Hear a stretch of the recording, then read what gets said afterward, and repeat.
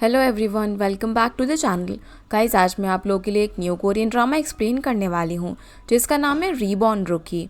Episode की शुरुआत में हम एक सुपर कार को रेस ट्रैक पर बहुत तेज़ रफ्तार से दौड़ता हुआ देखते हैं। स्टीयरिंग व्हील को हैंडल करने का तरीका और कॉर्नर्स को जिस परफेक्शन से लिया जा रहा था उससे साफ पता चलता है कि ड्राइवर कोई आम इंसान नहीं बल्कि बहुत ही एक्सपीरियंस पर्सन है। कार देखते ही देखते फिनिश लाइन क्रॉस कर लेती है और बैकग्राउंड में लोग ज़ोर ज़ोर से चीयर करने लग जाते हैं। ये है चेयरमैन कांग। बिजनेस दुनिया में लोग उसे गॉड ऑफ वॉर कहते हैं, जबकि रेस ट्रैक पर उसका नाम किंग ऑफ स्पीड है। इस साल चेयरमैन कांग की उम्र 72 साल हो चुकी है। इतने सालों से $1 ट्रिलियन कॉरपोरेशन का बोझ उठाते उठाते वो थक चुके हैं। इसलिए वो अपने असिस्टेंट को हुक्म देते हैं कि सारे हेयर्स को बुलाया जाए क्योंकि वो सक्सेशन मीटिंग करना चाहते हैं। जिसके बाद हम ड्रामा के मेल लीड को सड़क पर जॉगिंग करता हुआ देखते हैं। वो एक सॉकर प्लेयर है, लेकिन उसका करियर अभी तक कुछ खास नहीं रहा। मैदान में वो हमेशा दिल से खेलता है और अपनी टीम के लिए कई गोल्स भी करता है। फिर भी उसकी ज़िंदगी संघर्षों से भरी हुई है। आज वो कॉन्ट्रैक्ट साइन करके चॉइसियन टीम ज्वाइन कर लेता है। उसे उम्मीद है कि उसकी ज़िंदगी का नया मोड़ होगा। टीम उसके लिए प्रमोशनल फ़ोटोशूट अरेंज करती है ताकि फ्यूचर में उसे मार्केट में एक पावरफुल प्लेयर के रूप में लॉन्च किया जा सके। दूसरी तरफ चेयरमैन कॉरपोरेशन पहुंच चुके होते हैं। चेयरमैन के आते ही हर कोई झुककर उसका स्वागत करता है। मीटिंग रूम में बैठने के बाद भी बोर्ड मेंबर्स तब तक बैठने की हिम्मत नहीं करते जब तक चेयरमैन इजाज़त ना दे दे। फिर मीटिंग शुरू होती है, जहां पर चेयरमैन डायरेक्टर बाइक की नाकामी पर बहुत ज़्यादा गुस्सा करता है।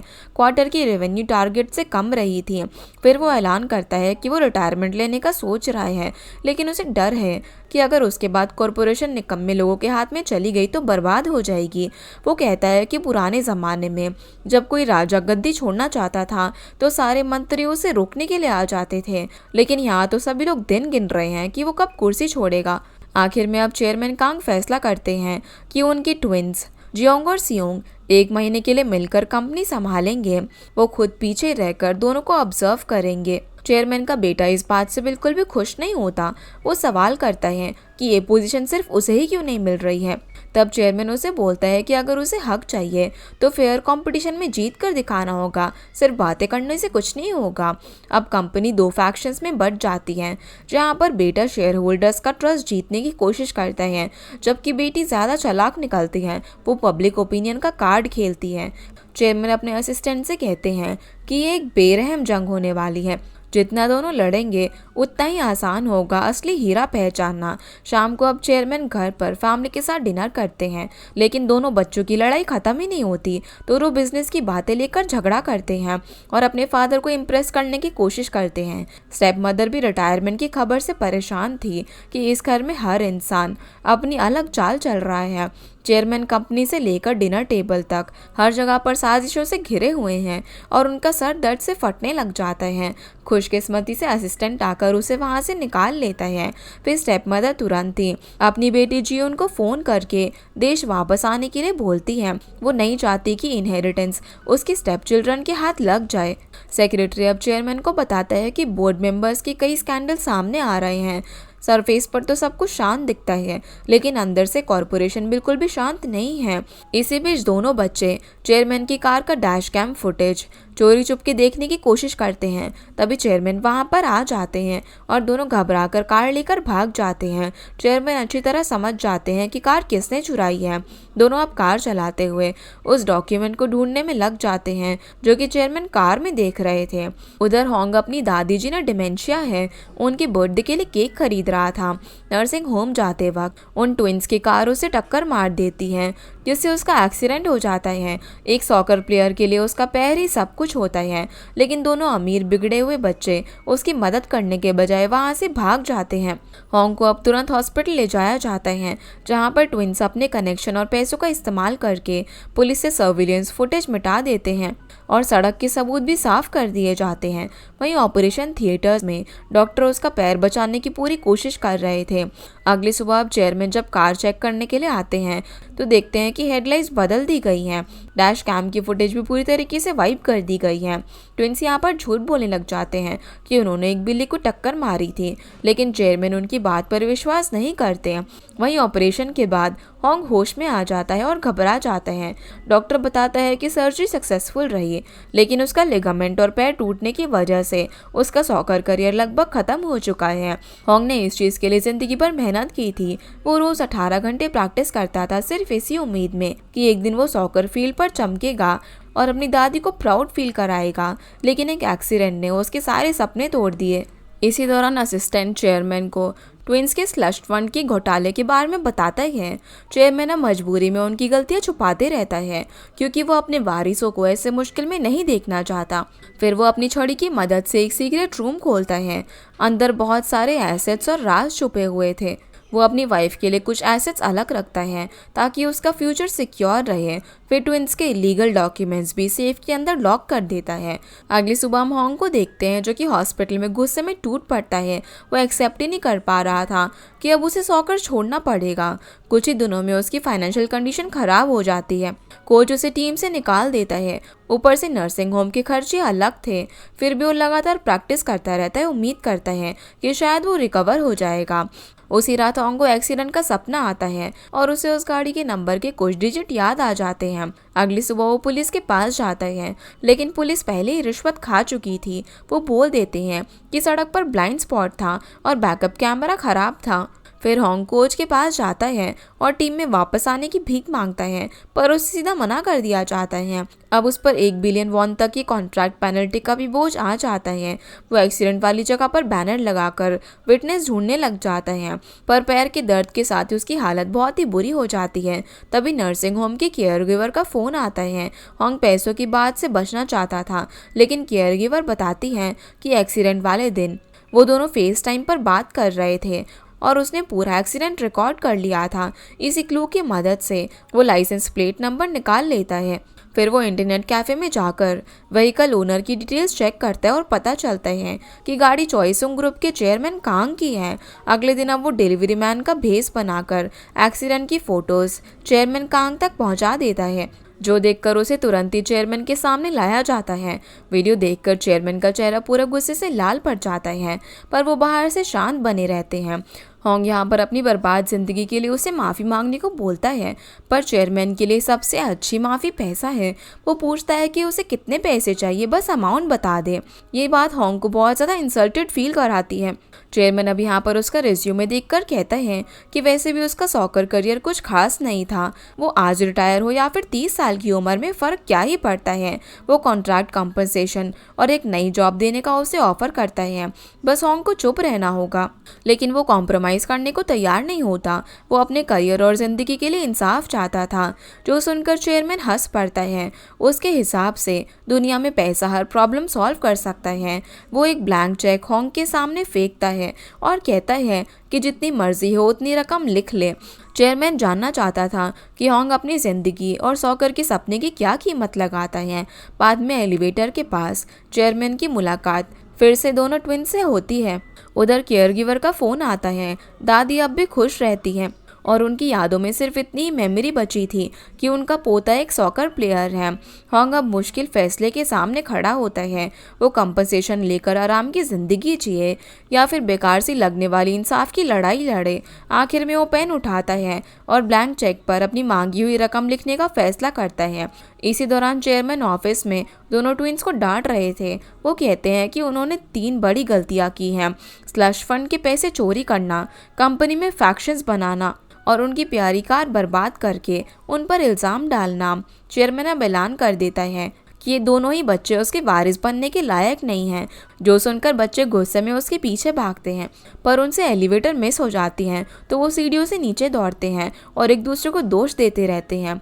वहीं चेयरमैन पर चल रहा होता है और होंग भी उससे मिलने के लिए आ रहा था। तभी दोनों बच्चे सीढ़ियों से भागते हुए निकलते हैं। घबराहट में बेटा अपने फादर को धक्का दे देता है और चेयरमैन सीढ़ियों से गिर जाते हैं, जिससे उनका सर सीधा होंग के सर से टकरा जाता है। अब इस एक्सीडेंट से वो मरते नहीं हैं, लेकिन एक ऐसा चमत्कार होता है जिससे उनकी और होंग की सोल आपस में बदल जाती है। डॉक्टर समझते हैं कि होंग को ब्रेन डैमेज हो गया है और सिटी स्कैन की सलाह देते हैं, लेकिन चेयरमैन जो कि होंग की बॉडी में फंस चुके हैं, वो अपनी असली बॉडी के पास भागते हैं।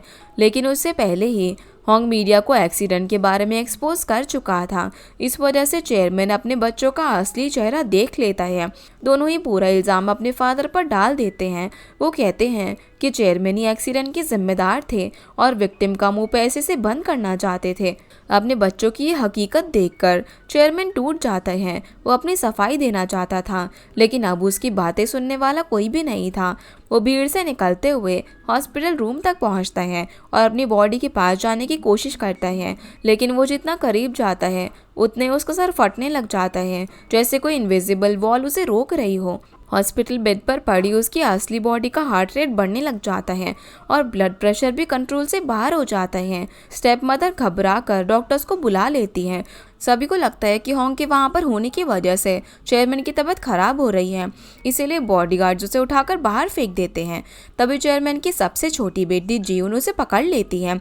उसे लगता है कि उसी ने उसके फादर को नुकसान पहुंचाया है, इसीलिए वो उसे सबक सिखाती है। अब चेयरमैन को होंग के शरीर में फंसे होने पर बहुत ज़्यादा गुस्सा आता है। उन्हें यकीन नहीं होता कि उनकी बेटी बिना परमिशन के देश में लौट आई है और अब उन पर ही हाथ उठा रही है। तभी उनके बाकी दोनों बच्चे आकर उसे जीवन से बचा लेते हैं। बाहर से वो फ्रेंडली दिखते हैं, लेकिन उनके अंदर पूरी तरीके से लालच और बुरी नीयत भरी हुई थी। इसी बीच चेयरमैन का सेक्रेटरी सर्विलेंस फुटेज इकट्ठा करने का ऑर्डर देता है। उसे शक था कि हिट एंड रन केस के पीछे चेयरमैन के दोनों बच्चे हैं। जीवन भी चुप कर यहाँ सेक्रेटरी की बातें सुन लेती हैं।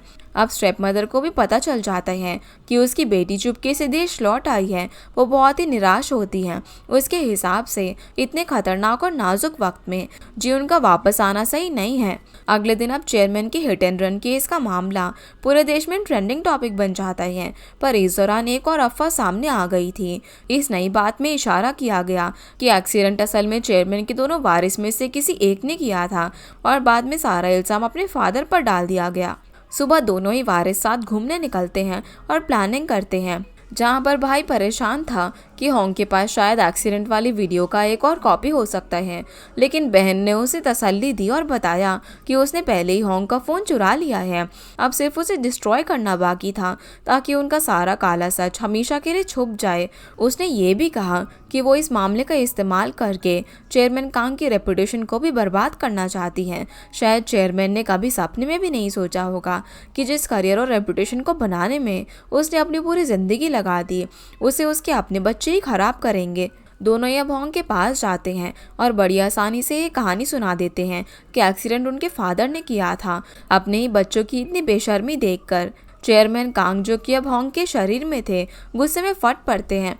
वो खड़े होकर दोनों को बुरी तरीके से डांट लगा देते हैं। एक महान बिजनेसमैन की अथॉरिटी और पर्सनालिटी अब भी उसके शरीर के अंदर जिंदा थी। उसका अंदाज देखकर दोनों बच्चे कांप जाते हैं। इस दुनिया में वो सिर्फ दो लोगों से डरते थे, पहले अपने बाप से और अब दूसरा होंग से। लेकिन पब्लिक ओपिनियन चेयरमैन के खिलाफ और भी भड़क चुके थे।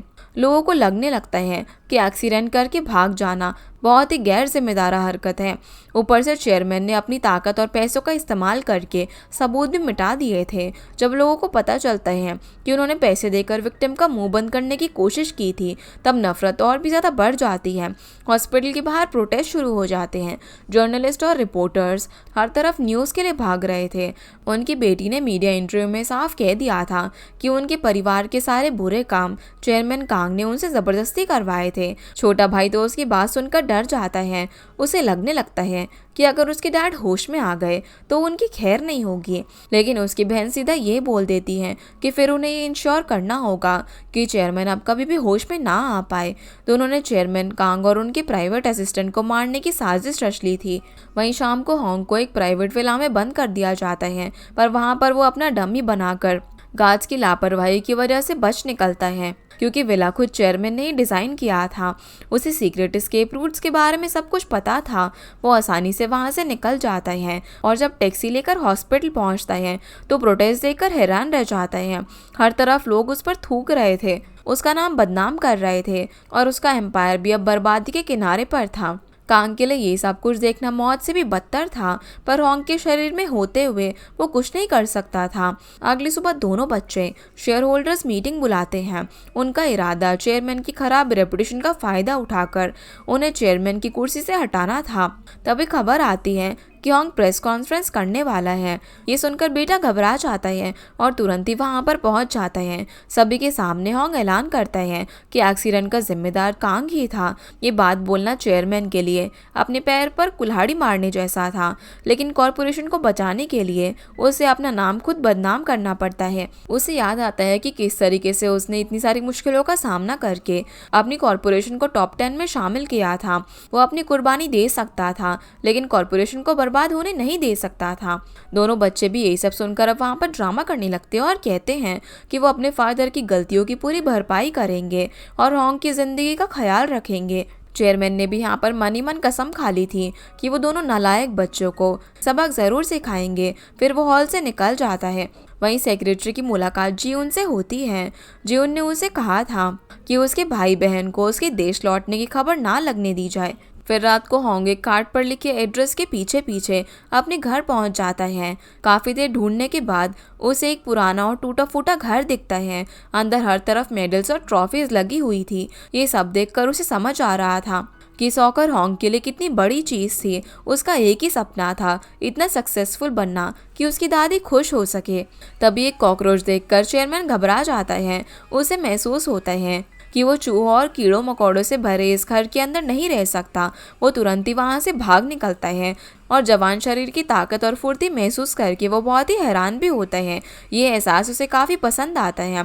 फिर वो फैसला करता है कि हॉस्पिटल जाकर वो अपनी केन को वापस लेकर आएगा, पर उसे नहीं पता था कि इस दौरान उसके बच्चे उसको मारने की प्लानिंग कर रहे हैं। डॉक्टर और दोनों बच्चे चेयरमैन के रूम में दवा लेकर आए थे। उन्होंने स्टेप मॉम को आराम करने के बहाने घर भेज दिया था। हॉस्पिटल खाली देखकर होंग आसानी से केन को हासिल कर लेता है और उसी वक्त दोनों बच्चे भी रूम के अंदर घुस आते हैं। इसलिए होंग को वहीं पर छुपना पड़ता है। उनका प्लान चेयरमैन को ड्रग की डेडली डोज देकर मार डालने का था, लेकिन इंजेक्शन लगाने से पहले ही चेयरमैन आंखें खोल लेता है, जिसे देखकर दोनों बच्चे कांप जाते हैं। उसकी बेटी पिलो उठाकर अपने फादर का मुंह दबाकर उसे मारने की कोशिश करती है। छोटा भाई पहले डरता है, लेकिन फिर वो भी उसकी मदद करता है। चेयरमैन अब सांस लेने के लिए तड़पने लग जाता है। मौत को इतने करीब से देखकर वो किसी तरीके से अलार्म का बटन दबा देता है, जिसके बजते ही दोनों बच्चे वहां से भाग निकलते हैं।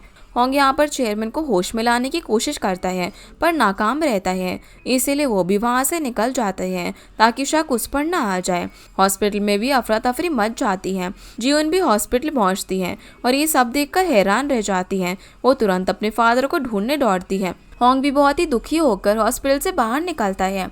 जिन दो बच्चों से चेयरमैन सबसे ज्यादा प्यार करता था, उन्हीं के हाथों मौत को इतने करीब से देखना, ये उसके लिए एक बहुत ही बुरा एक्सपीरियंस था। वहीं डॉक्टर्स चेयरमैन को इमरजेंसी ट्रीटमेंट देते हैं, पर ऑक्सीजन की कमी की वजह से उसके ब्रेन को काफी नुकसान पहुंचा था। इसीलिए वो उसकी फैमिली को तैयार रहने के लिए बोलते हैं, क्योंकि चेयरमैन कभी भी मर सकता था। ये सुनकर स्टेप मॉम तो वहीं पर बेहोश हो जाती है। उसके लिए सबसे बड़ा झटका ये था कि उसका हस्बैंड प्रॉपर्टी बिल के पेपर बनाए बिना ही मर सकता है। चेयरमैन की हालत की खबर उसके राइवल्स तक भी पहुंच गई थी और सभी लोग इस बात से काफी खुश होते हैं। वहीं होंग देर रात को सड़कों पर बैठा हुआ था। उसे अफसोस हो रहा था कि उसकी वजह से एक जान जा सकती थी। अब चेयरमैन को होंग के वो शब्द याद आते हैं जब उसने कहा था कि सॉकर के लिए उसका जुनून चेयरमैन के अपने कंपनी के प्यार से भी ज्यादा है। इसलिए उसने ब्लैंक चेक पर कोई भी अमाउंट नहीं लिखा था। उसने चेयरमैन से पैसों के बदले उनकी कॉर्पोरेशन मांगी थी। चेयरमैन को भी अब उसके लिए काफ़ी गिल्टी महसूस होता है। उसे लगता है कि अब कुछ करना ज़रूरी है। अगले दिन अब वो चॉयसंग ग्रुप पहुंच जाता है और इंटर्न के रूप में वहां पर जॉब के लिए अप्लाई करता है। ये देखकर दोनों भाई बहन काफ़ी खुश हो जाते हैं। उन्होंने सोचा था कि उस न्यूज़ को पब्लिक करके अपनी इमेज और अच्छी बना सकते हैं। सेक्रेटरी भी हैरान था कि होंग ने कंपनी ज्वाइन करने का फैसला क्यों किया। बातचीत के दौरान होंग ऐसे कुछ डायलॉग्स बोलता है जो कि अक्सर चेयरमैन बोला करता था, जो सुनकर सेक्रेटरी को चेयरमैन की याद आ जाती है। होंग कहता है कि वो चेयरमैन की तरफ से चॉयसंग ग्रुप की रक्षा करेगा। ये सुनकर सेक्रेटरी को लगता है कि ये इंटर्न कुछ ज़्यादा ही बड़े सपने देख रहा है। अब उसे उसी डिपार्टमेंट के अंदर भेजा जाता है जहाँ पर जियोन भी इंटर्न थी। सभी लोग उसके साथ अच्छे से बिहेव करते हैं, पर चेयरमैन होने की आदत उसकी अब भी नहीं गई थी। ऑफिस आते ही उसने मैनेजर को ऑर्डर दिया कि प्रोजेक्ट रिपोर्ट तुरंत उसके पास लेकर आए। मैनेजर का गुस्सा देखकर जियोन उसे तुरंत बाहर लेकर जाती है और समझाती है कि इंटर्न हो तो इंटर्न की तरह बिहेव करो, सीईओ बनने की एक्टिंग मत करो। बाद में अब जियोन को पता चलता है कि होंग को एक्सेल चलाना भी नहीं आता, जो देखकर वो हैरान रह जाती है कि इतना इनकॉम्पिटेंट आदमी इंटरव्यू पास करके कंपनी में आ कैसे गया। अब अपनी ही बेटी से डांट खाकर चेयरमैन मुंह फुलाकर बैठ जाता है। तभी वो गलती से उनकी बेटी होने का जिक्र कर देता है। जियोन ये सुनकर इतनी घबरा जाती है कि तुरंत उसका मुंह बंद कर देती है। उसे धमकी देती है कि अगर वो ऐसी बकवास करता रहा तो वो उसे पीट कर अच्छा सबक सिखाएगी। चेयरमैन हैरान था, उसे समझ नहीं आता कि ये बेटी उसके सामने हमेशा सीधी सादी बनती थी। जियोन बताती है कि उसने उसे हॉस्पिटल में देखा था और उसे शक है कि उसके फादर पर हमला करने वाला वही है, बस उसके पास इसका कोई सबूत नहीं है। बाद में अब होंग मैनेजर के पास जाता है और जियोन के बारे में पूछता है। तब मैनेजर बताता है कि जियोन बहुत ही एनर्जेटिक और मेहनती इंटर्न है। पार्टनर्स के साथ मीटिंग और ड्रिंकिंग सेशन में भी वो कभी कंपनी की बेइज्जती नहीं होने देती। सबकी नज़र में वो एक परफेक्ट कलीग थी। अब अपनी लाडली बेटी को नौकरानी की तरह काम करते हुए देखकर चेयरमैन को बहुत ही बुरा लगता है, इसीलिए वो मैनेजर को अच्छी खासी लेक्चर दे देता है। अब काम खत्म होने के बाद भी होंग ऑफिस में रुका हुआ था। वो बोलता है कि उसे एक्सेल दोबारा सीखना है क्योंकि वो और जियोन से डांट नहीं खाना चाहता।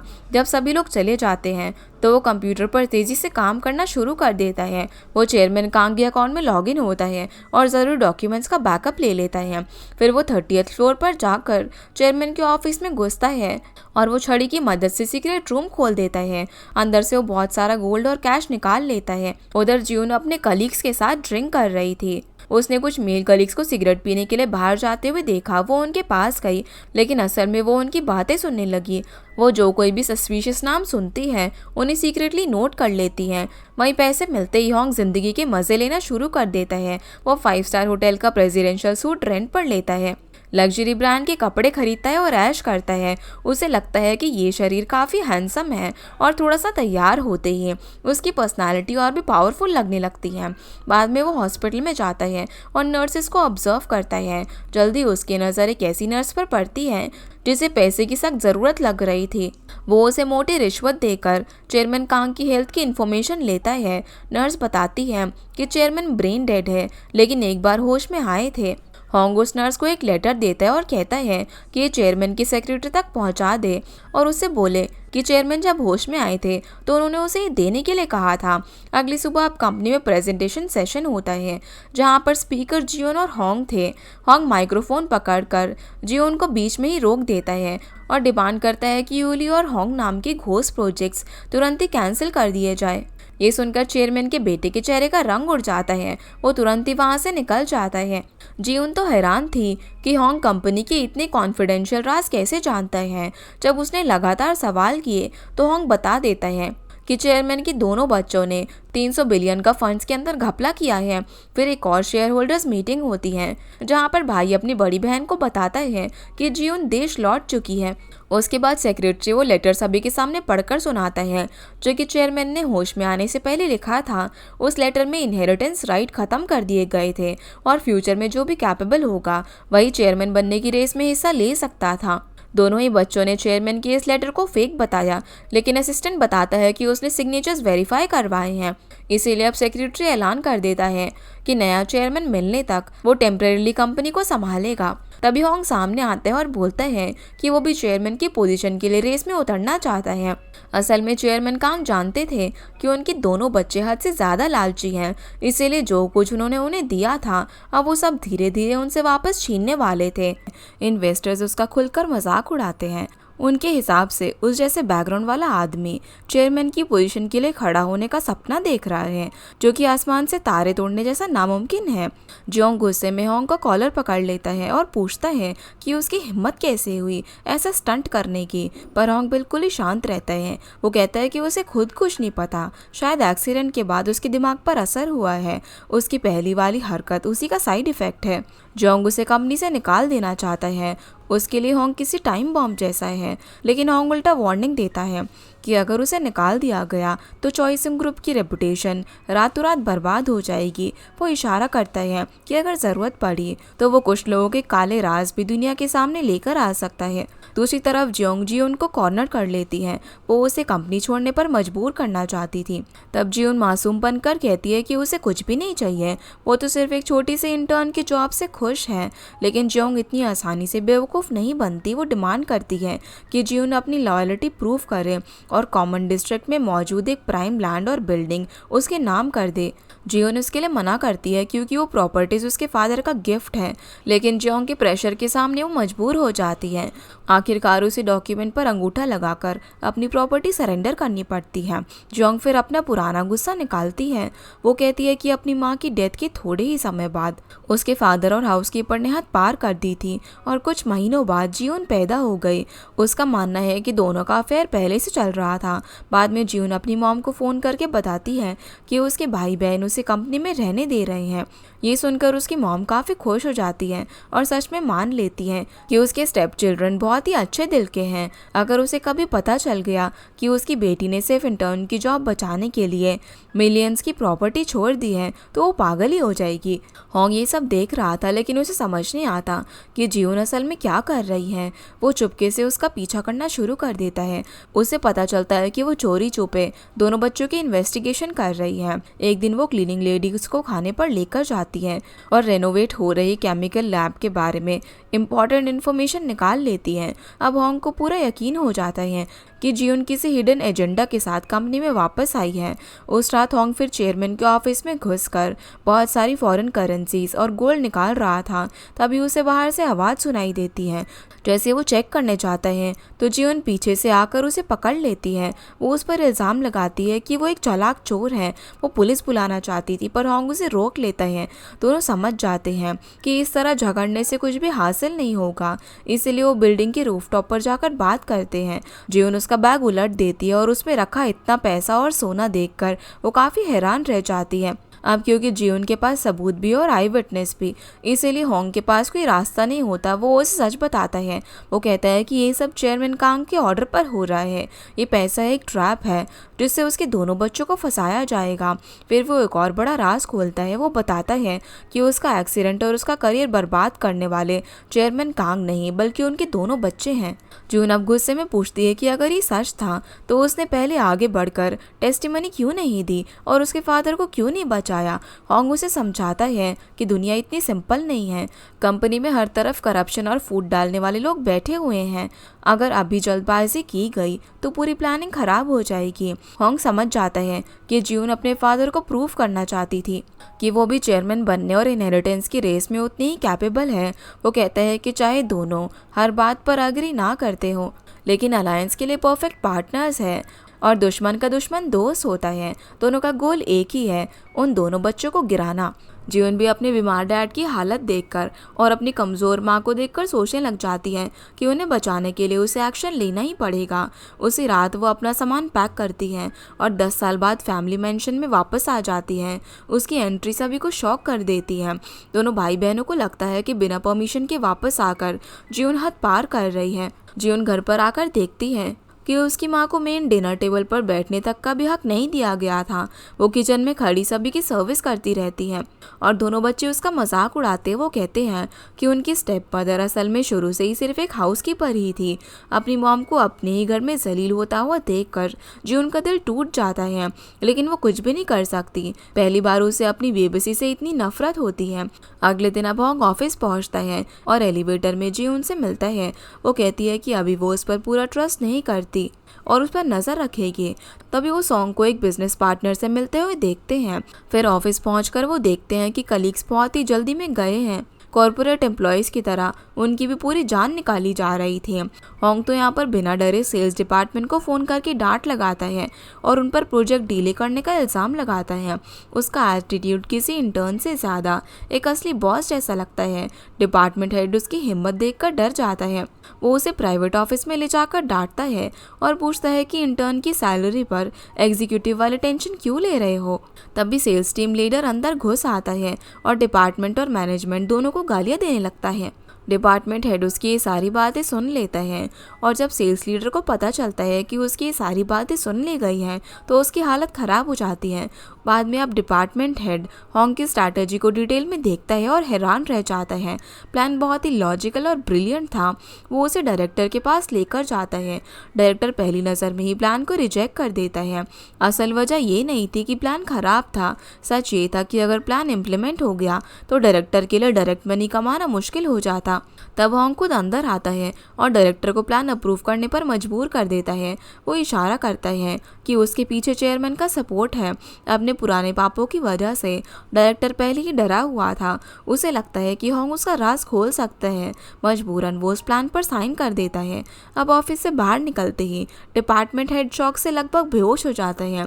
उसने ज़िंदगी में कभी इतना थ्रिलिंग एक्सपीरियंस नहीं किया था। तब जून बताती है कि डिपार्टमेंट हेड पहले बहुत ही टैलेंटेड था, लेकिन एक साजिश में फंसाकर उसका डायरेक्टर वाला पोजीशन छीन लिया गया था। तब से वो बहुत ही डरपोक हो गया। तभी केयर गिवर का फ़ोन आता है जो घबराकर बताती है कि होंग की ग्रैंडमा गायब हो गई है। उसे शक है कि दादी चुपके से उससे मिलने निकली होगी। वो होंग को बस टर्मिनल जाने को कहती है। होंग अब टैक्सी ढूंढने के लिए निकलता है, लेकिन किस्मत उसका साथ नहीं देती। तब जून अपने कार लेकर आती है और उसे लिफ्ट ऑफर करती है। दूसरी तरफ सॉन्ग अपने लोगों से मिलता है। सभी लोग टेंशन में थे। उन्हें लग रहा था कि कोई बड़ा तूफान आने वाला है। दूसरी तरफ सियोंग की वाइफ अपने फादर से मिलती है। दोनों मिलकर चॉइसिंग ग्रुप को टेक ओवर करने की प्लानिंग कर रहे थे। वो अपने हस्बैंड को मीठी मीठी बातों में फंसाकर उसे कहती है कि उसे अपनी बड़ी बहन से कंपनी छीन लेनी चाहिए। वो यकीन दिलाती है कि उसका पावरफुल ताइहान ग्रुप उसके साथ खड़ा है। जियोंग ने भी अपने भाई पर स्पाइस लगा रखे थे। इसी वजह से उसे पता चल जाता है कि उसके पीछे उसकी वाइफ का परिवार खड़ा है। अब पीछे ना रहने के लिए वो भी अपने डॉक्टर हस्बैंड की पावर का इस्तेमाल करने का फैसला करती है।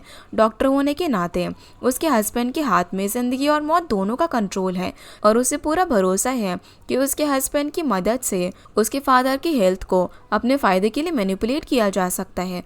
जिसके बाद होंग और जियोन बस टर्मिनल पहुंचते हैं और दादी को ढूंढने लगते हैं। पर प्रॉब्लम ये थी कि होंग को दादी का चेहरा तक नहीं पता था। उसके पास उनकी एक फ़ोटो भी नहीं थी। काफ़ी देर बाद एक यंग लड़का दादी को लेकर उनके पास आता है, पर डिमेंशिया की वजह से वो अपने ही पोते को पहचान नहीं पाती। तब केयर गिवर की बातें याद करके होंग उस लड़के के ट्रैक सूट को खरीद लेता है। वैसे तो वो बदबू से भरा हुआ था, पर फिर भी वो उसे पहन लेता है। जैसे ही दादी उसे उन कपड़ों में देखती है तो तुरंत ही पहचान लेती है कि ये तो उसका पोता है। वो उसे गले लगाती है और प्यार करती है। पर चेयरमैन कांग के लिए ये सब कुछ बहुत ही ऑकवर्ड था, क्योंकि असल में तो वो एक 70 साल के आदमी है। उसे लगता है कि एक बुजुर्ग औरत का इस तरीके से उसे हग और किस करना थोड़ा सा अजीब है, और फिर मजाक में सोचता है कि उसे तो हमेशा से जवान औरतें पसंद है। बाद में अब होंग दादी को हॉस्पिटल ले जाता है। जियोन भी इसी बहाने अपने फादर से मिलने जाती हैं, जहां पर होंग पहले ही चेयरमैन के रूम में हिडन सर्विलियंस कैमरास लगवा चुका था। वो उसी नर्स को पैसे देकर बोलता है कि चेयरमैन और दादी दोनों का ख्याल रखे। अगली सुबह डिपार्टमेंट हेड की टीम वेयरहाउस इन्वेंट्री ऑडिट करने के लिए जाती है, लेकिन रास्ते में ही कुछ गुंडे उसका रास्ता रोक लेते हैं। बातचीत फेल हो जाती है और दोनों ग्रुप्स में ज़बरदस्त फाइट शुरू हो जाती है। कुछ लोग गुंडों को रोकते हैं, जबकि 4 लोग अंदर घुसकर इंस्पेक्शन करते हैं। एक गुंडा बच निकलता है और डायरेक्टर सॉन्ग को फोन करके सब कुछ बता देता है, पर होंग और जियोन पहले से ही वेट कर रहे थे। जैसे ही डायरेक्टर सॉन्ग निकलता है तो वो उसका पीछा करते हैं। उन्हें पता चलता है कि वो सीधा ताइहान ग्रुप के चेयरमैन ना के घर जा रहा है। अब उन्हें सियोंग की पूरी साजिश समझ में आ जाती है। वो अपने फादर इन लॉ की मदद से चॉइसिंग ग्रुप पर कब्जा करना चाहता था। उसने सियोंग के घोटाले किए हुए 300 बिलियन वॉन वापस से हासिल कर लिए थे, वो भी प्रिंसिपल और इंटरेस्ट दोनों के साथ। सियोंग ये जानकर पूरा परेशान हो जाता है। जल्दी उसे पता चलता है कि डायरेक्टर पैसा लेकर गायब हो चुका है। उसके 300 बिलियन वॉन पल भर में हवा हो जाते हैं। गुस्से में पागल होकर वो डायरेक्टर को ढूंढने का ऑर्डर देता है।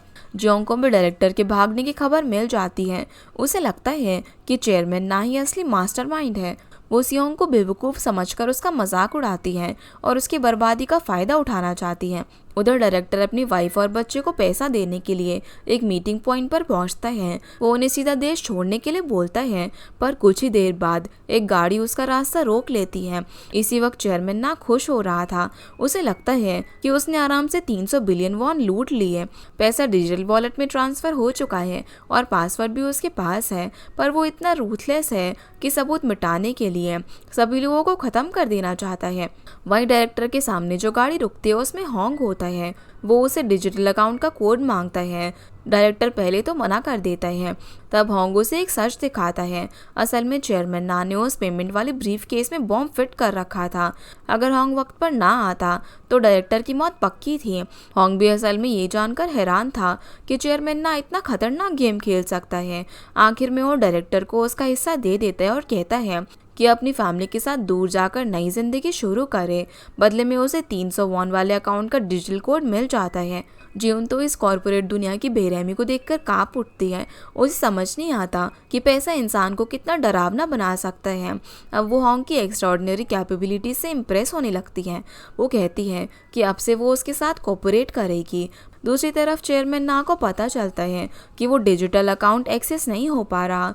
उसे समझ आ जाता है कि डायरेक्टर ने उसे धोखा दिया है। गुस्से में वो पागल हो जाता है।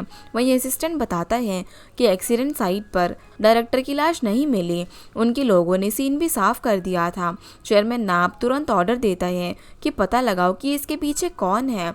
अगली सुबह अब सभी लोग नॉर्मल तरीके से ऑफिस पहुंचते हैं। डायरेक्टर डिपार्टमेंट में आकर सबकी तारीफ करता है और वो सेलिब्रेशन डिनर की भी अनाउंसमेंट करता है। फिर पूछता है कि हॉन्ग कहाँ गायब है, क्योंकि वो ऑफिस में नजर नहीं आ रहा था। तब डिपार्टमेंट हेड झूठ बोल देता है कि वो वॉशरूम गया है और किसी तरीके से बात को संभाल लेता है। उसके बाद डिपार्टमेंट हेड हॉन्ग को फ़ोन करता है। आज उसने छुट्टी ली थी और वो एक लग्जरी होटल के बाथटब में आराम से चिल कर रहा था। डिपार्टमेंट हेड बताता है कि डायरेक्टर सेलिब्रेशन डिनर ऑर्गेनाइज कर रहा है और सभी को प्रेजेंट रहना ज़रूरी है। हॉन्ग का तो बिल्कुल भी मन नहीं था, पर फिर भी मजबूरी में उसे जाना पड़ता है। डायरेक्टर बहुत ही कंजूस आदमी था। ऊपर से दिखावा करता है कि सब जितना मर्जी खा सकते हैं, लेकिन अंदर ही अंदर पैसा खर्च करने से उसकी जान निकल रही थी। इसलिए उसने सभी को महंगा मीट खाने की बजाय सस्ता पोक ऑर्डर करने पर मजबूर कर दिया था। डिनर के दौरान वो लगातार जीवन को इधर उधर के काम दे रहा था। कभी बियर भरने को बोलता तो कभी लोगों को एंटरटेन करने को। जीवन को वैसे भी ये सब काम करने की आदत थी, इसीलिए उसे कोई शिकायत नहीं थी। पर हॉन्ग के अंदर मौजूद चेयरमैन कांग की आत्मा को ये सब देखकर बहुत ही बुरा लगता है। जिस बेटी को वो खुद कभी डांट नहीं पाया, उसे आज एक छोटा सा डायरेक्टर नौकरानी की तरह ऑर्डर दे रहा था। गुस्से में अब वो डायरेक्टर को चैलेंज कर देता है कि दोनों का ड्रिंकिंग कंपटीशन होगा। अगर हॉन्ग हार गया तो सभी एम्प्लॉयज़ को डायरेक्टर के साथ थर्ड राउंड की आफ्टर पार्टी में जाना पड़ेगा। लेकिन अगर डायरेक्टर हारा तो आज के बाद वो कभी ऐसे सेलिब्रेशन डिनर ऑर्गेनाइज नहीं करेगा। अगर उसे एम्प्लॉयज़ को रिवॉर्ड देना है तो वो सीधा कैश दे दे। वैसे भी चेयरमैन कांग का एक खास टैलेंट था। उसकी ड्रिंकिंग कैपेसिटी बहुत ही ज़्यादा थी। दुनिया में अभी तो कोई पैदा नहीं हुआ था जो कि उसकी बराबरी कर सके। डायरेक्टर उससे बुरी तरीके से हार जाता है। वो पूरी तरह नशे में धुत हो गया था। तब भी हॉन्ग बिल्कुल नॉर्मल और होश में खड़ा था। सभी एम्प्लॉयज़ खुश हो जाते हैं क्योंकि हॉन्ग की वजह से वो इस टॉर्चर जैसी पार्टी से बच गए थे। आगे हम देखते हैं कि जीवन का दिल बहुत ज़्यादा नरम होता है। वो सड़क के किनारे नशे में पड़े हुए डिपार्टमेंट हेड को छोड़कर नहीं जाना चाहती थी, इसीलिए उसने कहा कि वो उसे घर छोड़ देगी, पर हॉन्ग ये जिम्मेदारी खुद ले लेता है। अगली सुबह डिपार्टमेंट हेड मिस्टर बेक की आंख होटल के प्रेसिडेंशियल सूट में खुलती है। एक आम और गरीब आदमी होने के नाते उसने कभी इतनी लग्जूरियस लाइफ नहीं देखी थी। वो हैरान रह जाता है जब उसने हॉन्ग को भी वहीं पर देखा। वो उसे समझाता है कि चेयरमैन से मिला हुआ कंपनसेशन इस तरीके से उड़ाना ठीक नहीं है। जिंदगी लंबी होती है, आगे बहुत जगह पर पैसों की ज़रूरत पड़ेगी। यंग लोगों को पैसे बचाना सीखना चाहिए ताकि बुढ़ापे में सुकून रहे। फिर वो हॉन्ग को ऑफर देता है कि वो उसके साथ रेंटेड रूम में रह सकता है। दोनों आधा आधा रेंट दे देंगे। तब हॉन्ग बिना पलक झपकाए झूठ बोल देता है कि वो चेयरमैन कांग का सबसे छोटा बेटा है। चेयरमैन उसे हमेशा अंधेरे में प्रोटेक्ट करते आए हैं। अब जब चेयरमैन मुसीबत में है तो वो कंपनी में वापस आया है ताकि पता लगा सके कि उनके साथ ये सब किसने किया। फिर वो उसके पुराने केस का भी जिक्र करता है जब एक बार उसके दोनों बच्चों ने गड़बड़ी कर दी थी और इल्ज़ाम बेक को अपने सर पर लेना पड़ा था। चेयरमैन जानते थे कि बेक को फंसाया गया है, लेकिन अपने बच्चों को बचाने के लिए उन्होंने कुछ भी नहीं किया। इस बात का उन्हें बहुत ही गिल्ट था। होंग बोलता है कि उसने अपने फादर की तरफ से उसका ख्याल रखने और उसकी भरपाई करने की जिम्मेदारी ली है। इसके बदले में उसे चेयरमैन के बाकी दोनों बच्चों को गिराने में उसकी मदद करनी होगी। फिर होंग बेक को सर से पैर तक लग्जरी ब्रांड्स में लपेट देता है। वो उसे सुपर कार भी चलाने देता है और ऑफिस ले जाने को बोलता है। बेक को लगने लगता है कि होंग सच में बहुत ही महान आदमी है। उसके अंदर उसे पैसों का देवता नजर आने लगता है। ऑफिस पहुंचते ही वो तुरंत गाड़ी से उतरकर होंग के लिए दरवाज़ा खोल देता है। उसका ये चमचागिरी वाला बिहेवियर जीवन देख लेती है। वो दौड़कर आती है और होंग से पूछती है कि उसने बेक के साथ ऐसा क्या कर दिया। तब होंग लगभग सच बोल ही देता है कि होंग चेयरमैन कांग का नाजायज बेटा है, लेकिन खुशकिस्मती से होंग वक्त पर उसका मुंह बंद कर देता है। इसी दौरान पुलिस डायरेक्टर सोंग के एक्सीडेंट की इन्वेस्टिगेशन करते हुए कंपनी पहुंच जाती है। वो सियोंग का स्टेटमेंट लेना चाहते थे, जहां पर दोनों भाई बहनों को देखकर जियोन तो तुरंत ही साइड हो जाती है। उसने प्रॉमिस किया था कि कंपनी में रहने के लिए वो उन दोनों से दूर रहेगी। पुलिस के सवालों से सियोंग काफ़ी अनकंफर्टेबल हो जाता है, लेकिन उसकी बदकिस्मती यहीं पर ख़त्म नहीं होती। डायरेक्टर सोंग की सेक्रेटरी के अचानक गायब होने की वजह से सेक्रेटरी ली ने बोर्ड मीटिंग बुला ली थी। सियोंग बात छुपाने की कोशिश करता है कि डायरेक्टर सोंग पहले ही रिज़ाइन कर चुका था, लेकिन जियोंग यहाँ पर उसका साथ नहीं देती। वो सभी के सामने सच बता देती है कि डायरेक्टर सोंग को खुद सियोंग ने निकाला था। सबके सामने अपनी बेइज्जती होने पर सियोंग को अंदर ही अंदर बहुत ज़्यादा गुस्सा आता है। जियोंग अब यहाँ पर अगली चाल चलती है और सिरेन बैटरी प्रोजेक्ट के बारे में बात करने लग जाती है। सियोंग अच्छी तरीके से जानता था कि ये सिर्फ इन्वेस्टमेंट के नाम पर पब्लिक फंड लूटने का एक तरीका है। गुस्से में वो अपने ऑफिस लौट आता है। वहाँ पर उसकी वाइफ पहले से उसका इंतज़ार कर रही थी। चेयरमैन ना के ऑर्डर्स पर वो ये पता लगाने आई थी कि डायरेक्टर सोंग के पीछे कहीं उसके हस्बैंड का हाथ तो नहीं था। दूसरी तरफ होंग सी पोर्ट प्रोजेक्ट की डिटेल्स देख रहा था। ये एक बहुत ही प्रॉफिटेबल प्रोजेक्ट था। उसे पूरे यकीन था कि उसके दोनों बच्चे इस मौके को नहीं छोड़ेंगे। अब उसका प्लान था कि इसी प्रोजेक्ट के थ्रू दोनों के बीच और दरार डाली जाए। वो जियोंग के पास जाता है और बिजनेस पार्टनरशिप ऑफर करता है। होंग प्रॉमिस करता है कि वो सियोंग को गिराने में उसकी मदद करेगा। फिर वो जियोन को साथ लेकर निकल पड़ता है। होंग सियोंग के नाम का यूज़ करके इनक्यून प्रोजेक्ट के असिस्टेंट के साथ मीटिंग सेट कर लेता है। मीटिंग लोकेशन तक पहुंचने के लिए उसके पास सिर्फ 1 घंटा था। होंग जियोन को सीट बेल्ट बांधने के लिए कहता है और फिर गाड़ी को फुल स्पीड पर उड़ा देता है। दोनों एक कैफ़े पहुंचते हैं, जहां पर गवर्नर की सेक्रेटरी उनका इंतज़ार कर रही थी। मेयर इलेक्शन नज़दीक था, इसलिए सेक्रेटरी बहुत ही कॉशियस थी। वो दोनों की आइडेंटिटीज़ बार बार वेरीफाई करती है। गवर्नर को इलेक्शन के लिए पैसों की सख्त ज़रूरत थी। सेक्रेटरी बोलती है कि अगर उनका प्रपोजल रीजनेबल हुआ तो कॉपरेशन हो सकता है। जियोन सजेस्ट करती है कि गवर्नर गुआंगवान प्रोजेक्ट बड़ी सिस्टर को दे दे। चॉइसन ग्रुप वैसे भी जल्दी गांगवान में एंटर करने वाला था। होंग भी यहाँ पर बात आगे बढ़ाता है। वो कहता है कि ये पार्टनरशिप गवर्नमेंट को डिसअपॉइंट नहीं करेगी। कोल पोल्यूशन का प्रॉब्लम भी सॉल्व होगा और अनएम्प्लॉयड लोगों को जॉब्स भी मिलेंगी। होंग एक साइकोलॉजिकल प्रेशर स्ट्रैटेजी यूज़ करता है। वो तेज़ी से बोलता है, बार बार पॉइंट्स रिपीट करता है और लगातार सवाल करता रहता है। सेक्रेटरी को सोचने का और काउंटर क्वेश्चन करने का मौका ही नहीं मिल पाता। जियोन उसके डिसाइसिवनेस और कॉन्फिडेंस देखकर इम्प्रेस हो जाती है। चाहे कितनी भी मुश्किल सिचुएशन हो, वो हमेशा एकदम काम और कंपोज रहता है। उधर चेयरमैन ना की बेटी कंफर्म कर देती है कि डायरेक्टर सोंग के पीछे उसका हस्बैंड नहीं था। दोनों मिलकर अब इल्ज़ाम बड़ी बहन पर डालने का फैसला करते हैं। उनका गोल दोनों भाई बहन के रिश्ते को पूरी तरीके से तोड़ने का था। जिसके बाद हम शाम को घर का सीन देखते हैं, जहाँ पर जैसे ही मिस को खाना खाने के लिए बैठने वाली थी, तभी जोंग उसे फिर से किचन भेज देती है ताकि वो उसके भाई के लिए हैंगओवर सूप बना सके। उस वक्त सियोंग और चेयरमैन ना गवर्नर के साथ डिनर कर रहे थे। उनका गोल गांगवान प्रोजेक्ट को उसके बेटे के नाम करवाना था। खाने पीने के बाद गवर्नर की वाइफ एक सूटकेस गाड़ी के ट्रंक में रख देती है, जिसकी फोटोज मिस्टर बेक कैमरा में रिकॉर्ड कर लेते हैं। उधर होंग को लगता है कि जियोन को अकेले घर भेजना ठीक नहीं होगा, इसलिए वो उसे खुद ड्रॉप करने जाता है। जियोन की मदर उसे देखते ही बाहर दौड़ कर आती है और क्योंकि होंग के अंदर तो चेयरमैन कांग की आत्मा है, इसलिए अपनी पत्नी को इतना कमज़ोर और पतला देखकर उसे काफ़ी तकलीफ होती है। उसे समझ में आ जाता है कि इस पूरे घर में सिर्फ उसकी पत्नी ही थी जो कि सच में उससे प्यार करती थी। मिसेस को अब भी ये मानने को तैयार नहीं थी कि चेयरमैन एक्सीडेंट करके भागने वाले इंसान हो सकते हैं। अपनी माँ को रोता हुआ देखकर जिन उसे तसल्ली देती है। मिसेस को भी अपनी बेटी के कलीग के सामने इमोशनल होने पर शर्म आती है और वो होंग से माफ़ी मांगती है। घर के बाहर आते ही जियोन देखती है कि डाइनिंग टेबल बिल्कुल बिखरा हुआ है। मिसेस को अपनी बेटी के लिए खाना बनाने जाने लग जाती हैं, पर जियोन उसे रोक देती है। वो बाहर से खाना ऑर्डर कर देती है और दोनों बैठकर उसे एंजॉय करते हैं। काफ़ी वक्त बाद दोनों थोड़ा सा रिलैक्स फील कर रहे थे। अपनी बेटी के प्यार और केयर से मिसेस को भी खुश हो जाती है। अब अपनी मॉम के सोने के बाद जियोन घर साफ करने लगती है। तभी उसकी नज़र कैबिनेट पर रखे कॉम्प्लिकेटेड मेन्यू लिस्ट पर पड़ती है। उसे समझ आ जाता है कि इस घर ने उसकी माँ का कितना फ़ायदा उठाया है। अगली सुबह मिसेस को जैसे ही उठती है तो देखती है कि जियोन बाहर का बहुत सारा खाना लेकर आ गई है। जैसे ही जियोंग और सियोंग की फैमिलीज खाना मांगने लगती है तो जियोन प्लेट्स तैयार करती है और मिसेस को खाना टेबल पर सर्व करती है। सभी लोग खाना खाकर बहुत ही खुश हो जाते हैं और किचन में माँ बेटी चुपके से सेलिब्रेट करती हैं। अब उन्हें एक नया शॉर्टकट मिल गया था जिससे मिसेस को काफ़ी आराम मिल सकता था। दूसरी तरफ बेक होंग से मिलने के लिए आता है। थोड़ा पैसा हाथ में आते ही उसने खुलकर शॉपिंग कर डाली थी।